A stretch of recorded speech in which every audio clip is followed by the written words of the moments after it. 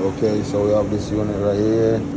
Came in, compressor wasn't turning on. So what I'm gonna do is check the continuity on the compressor. See what's going on. Compressor wasn't turning on, so what I'm gonna do, I'm gonna check the continuity on the compressor to see what's really going on. So alright, we got 4 on that side. Got 1.8 on that side.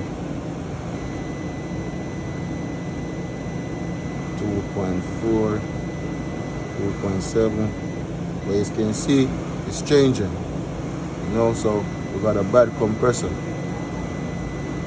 We got the coils swollen inside of the compressor, and it's touching on the side of the compressor that it's short circuit, so the compressor is no good. So this is the unit without the compressor. As you can see, I already removed the compressor.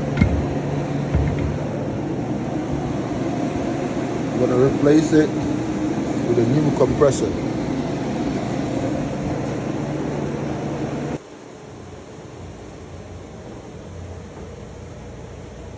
New compressor replaced. Yep. Brazed in.